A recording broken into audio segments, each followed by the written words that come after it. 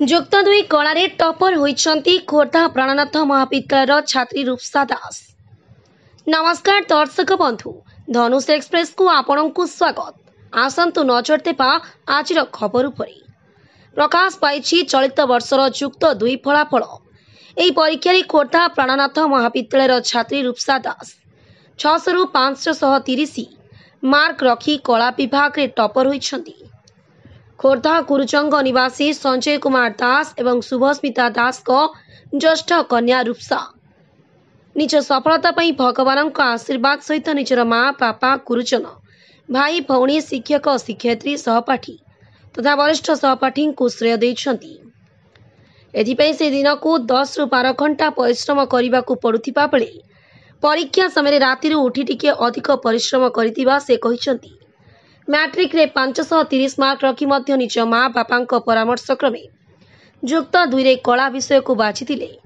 ଯଦିଓ ଅଧିକାଂଶ ପିଲା ଉଚ୍ଚଶିକ୍ଷା ପାଇଁ ବିଜ୍ଞାନ ଏବଂ ବାଣିଜ୍ୟକୁ ଅଧିକ ଗୁରୁତ୍ୱ ଦେଇଥାନ୍ତି, କିନ୍ତୁ ଜଣେ ଯଦି ଇଚ୍ଛା କରେ ତେବେ ନିଜ ସାଧନା ଫଳରେ କଳାରେ ମଧ୍ୟ ଉନ୍ନତ ଶିକ୍ଷା ପାଇପାରିବେ ବୋଲି ସେ କହିଛନ୍ତି। ତାଙ୍କ ବାପା ଜଣେ ଆଇନଜୀବୀ ହୋଇଥିବାରୁ ସେ ମଧ୍ୟ ଆଗକୁ ଆଇନ କ୍ଷେତ୍ରରେ ଉଚ୍ଚଶିକ୍ଷା ଲାଭ କରି ଓଡ଼ିଶା ଆଇନ ସେବା ପରୀକ୍ଷା ଦେଇ ଜଣେ ଭଲ ନ୍ୟାୟାଧୀଶ ହେବାକୁ ଲକ୍ଷ୍ୟ ରଖିଛନ୍ତି। ଝିଅର ଏହି କୃତିତ୍ୱ ପାଇଁ ଉଭୟ ବାପା ମା ବହୁତ ଗର୍ବିତ ବୋଲି ପ୍ରକାଶ କରିଛନ୍ତି। ଯଦିଓ ତାଙ୍କର ପୁଅ ନାହାନ୍ତି, କିନ୍ତୁ ଆଜି ତାଙ୍କ ଝିଅ ତାଙ୍କୁ ଯେପରି ଗୌରବ ଆଣିଦେଇଛି, ତାଙ୍କୁ କେବେ ପୁଅର ଅଭାବ ଅନୁଭୂତ ହେବ ନାହିଁ ବୋଲି ଶ୍ରୀଯୁକ୍ତ ଦାସ କହିଛନ୍ତି। ମା ଶୁଭସ୍ମିତା ଜଣେ ଗୃହିଣୀ ହୋଇ ମଧ୍ୟ ନିଜ ଝିଅର ପାଠପଢ଼ାରେ ଯେପରି ବ୍ୟାଘାତ ନ ହୁଏ ସେଥିପ୍ରତି ଯଥେଷ୍ଟ ଧ୍ୟାନ ଦେଇଥାନ୍ତି। ତେଣୁ ଏପରି ସଫଳତା ପାଇଁ ସମଗ୍ର ଅଞ୍ଚଳବାସୀ ଏବଂ ମହାବିଦ୍ୟାଳୟର ଶିକ୍ଷକ ଶିକ୍ଷୟିତ୍ରୀ ଗର୍ବିତ ବୋଲି ମତ ପ୍ରକାଶ କରିଛନ୍ତି। ସମସ୍ତ को प्रथम मोर प्रणाम। मो ना हूँ रूपसा दास। मो प्राणनाथ कॉलेज छात्री अटे एवं चलित वर्ष मु कला रे टपर फर्स्ट रैंक भी आनी खुशी अच्छी। खुशी तो अच्छी किंतु आहुरी मार्क रखिबार आशा थिला, एक्सपेक्टेशन तो थिला अधिक, किंतु जतिके अच्छी सेतिके भी खुशी अच्छी। आउ परिश्रम तो अनुजाई एते भी भल मार्क आसीनी, जतिके आसी ठाकुर दयारू ठीक ठाक अच्छी, घरे खुशी अच्छी, से मु भी खुशी अच्छी। आउ स्ट्राटेजी बहुत परिश्रम करुली, दिन को 12 घंटा 8 घंटा एमती परिश्रम करुली।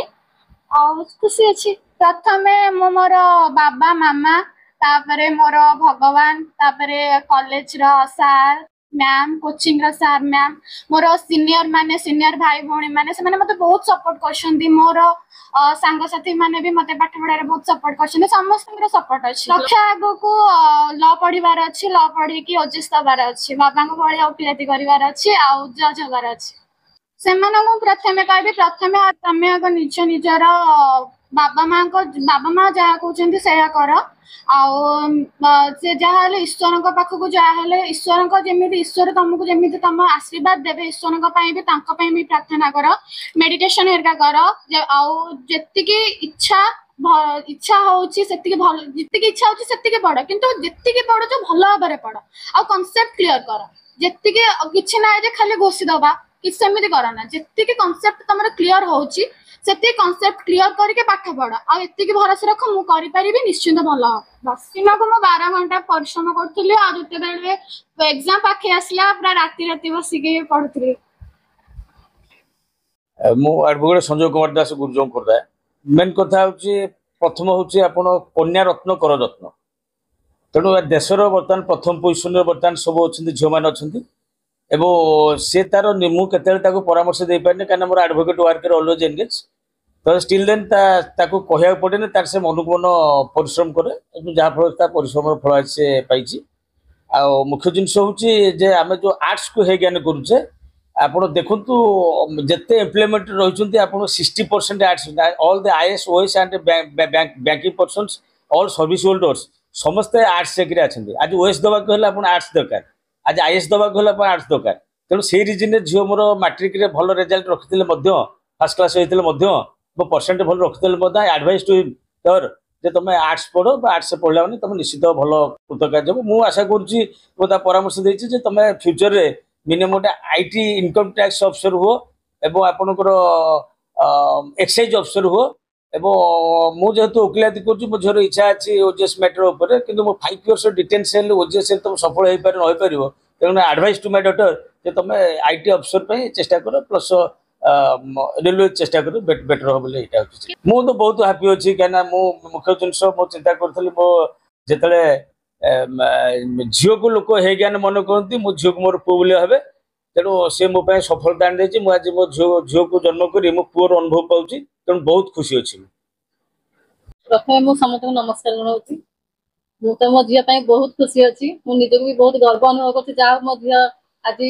ଆର୍ଟ୍ସରେ ଟପର ହେଇପାରିଛି ଆଉ ସମସ୍ତେ ଭାବନ୍ତି ଯେ ଆର୍ଟ୍ସ ହଉଛି ଗୋଟେ ମାନେ ନିମ୍ନମାନର ଗୋଟେ ପାଠ ବୋଲି ସମସ୍ତଙ୍କର ମାନେ ଧାରଣା ଥାଏ କିନ୍ତୁ ମୋ ଝିଅ ମାନେ ମାଟ୍ରିକରେ ବି ସେ 520 ଲେଖାଏଁ ରଖିକି ବି ଭଲ ପରସେଣ୍ଟ ରଖିଥିଲା କିନ୍ତୁ ତାକୁ ଆମେ ସମସ୍ତେ ବାପା ମା ଦିନ ମିଶି କଲୁ ନା ତୁ ଆର୍ଟ୍ସ ପଢ ସେ ଆମମାନଙ୍କ କଥା ମାନି ସେ ଆର୍ଟ୍ସ ହିଁ ପଢିଲା ଆଉ ଆଜି ଆର୍ଟ୍ସ ହିଁ ତାକୁ ସଫଳତା ଦେଇପାରୁଛି ଆଜି କଲେଜରେ ସେ ପ୍ରଥମ ସ୍ଥାନ ଅଧିକାର କରିଛି ଫାର୍ଷ୍ଟ ର୍ୟାଙ୍କରେ ରହିଛି ଆଉ ସେଥିପାଇଁ ଆମେ ସମସ୍ତେ ବହୁତ ଖୁସି ଅଛୁ ନାଇଁ ସେ ବହୁତ ପରିଶ୍ରମ କରୁଛି ଆମେ ମାନେ ନିଜ ଆଖିରେ ଦେଖିଛୁ ଯେତେବେଳେ ତାକୁ ଦେଖିଲା ବେଳକୁ ରାତି ସାରା ସନିଦ୍ରା ହେଇକି ମାନେ ସନ୍ଧ୍ୟା 6ଟାରୁ ପଢିବ ଯେ ସକାଳ 6 ପର୍ଯ୍ୟନ୍ତ ଆମେ ତାକୁ ବହୁତ ପାଟି କରୁ ତୁ ଜମା ଏତେ ପାଠ ପଢୁନି ଆମେ ତାକୁ ଓଲଟା ନିଜେ କହୁଛୁ ନା ତୁ ଶୋଇ ପଡ ବସିକି ଏତେ ପାଠ ପଢୁନି ଜମା ବହୁତ ପରିଶ୍ରମ କରୁଛି ସେ ଆଉ ଆଜି ତା ପରିଶ୍ରମର ଫଳ ସାଜି ପାଇ କେତେ ଖୁସି ଅଛନ୍ତି ଆପଣ ମୁଁ ତ ବହୁତ ଖୁସି ଅଛି ଖାଲି ଇଂଲିଶରେ ଟିକେ ନମ୍ବର କମି ଯାଇଛି ତଥାପି ଚଳିବ ଆଉ ସବୁଥିରେ ବହୁତ ଭଲ ନମ୍ବର ରଖିଛି ପିଲାମାନଙ୍କୁ ତ